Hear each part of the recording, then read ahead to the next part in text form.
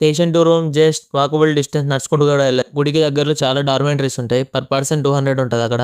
And lockers కూడా provide చేస్తారు మనకి. అక్కడ ఫ్రెష్ అప్ అయిపోయి మన అజగోపురం దగ్గర దీపం అంటించేసి మన గిరి ప్రదక్షిణ అయితే స్టార్ట్ చేయొచ్చు. కనిపించేదే గిరి చుట్టూ 14 కిలోమీటర్లు ఉంటది. అష్టలింగాలు ఉంటాయి. ప్రతి లింగానికి మధ్య గుళ్ళు ఉంటాయి, గోపురాలు ఉంటాయి, సత్రాలు ఉంటాయి, అన్నదాన కార్యక్రమాలు ఉంటాయి, ఆశ్రమాలు ఉంటాయి. రమణాశ్రమము, స్కందాశ్రమము, నిత్యానంద ఆశ్రమం, ఇట్లాంటి ఎన్నో ఆశ్రమాలు కూడా ఉంటాయి. మరియు మోక్షం కోసం ఎదురు విషయం మోక్ష మార్గం కూడా ఉంటది. ఇంత లడ్డుగున్న ఈ మోక్ష మార్గం నుంచి బయటికి రాగలుగుతారు. ఈ మోక్ష మార్గం నుంచి ఒకసారి బయటకు వస్తే సాక్షాత్ శివయ్య మనకు మోక్షం ఇచ్చినంత హ్యాపీగా ఫీల్ అవుతా ఉంటారు. గుడిలో దర్శనం అయిపోయిన తర్వాత నేను నిల్చున్న స్పాట్ నుంచి చూస్తే దగ్గర గోపురాలన్నీ అవపడతాయి. కానీ పులిహోర ఉంటుంది మా 10 రూపాయలే కానీ వేరే నెక్స్ట్ లెవెల్ ఉంటుంది. ఒక్కసారి ఒకటి తిన్నాం అంటే ఆహా అనుకుంటే తింటనే ఉంటాం. వరంగల్లో వైస్తమాలు కూడా ఉన్నట్టే ఇక్కడ కూడా ఒక వైస్తమాలు కూడా ఉంది. లోపల పాతాళలింగం ఉంటది. గుడి ఎంత చల్లగా ఉన్నా కానీ గర్భగుడి మాత్రం ఎప్పుడు వేడిగానే ఉంటది.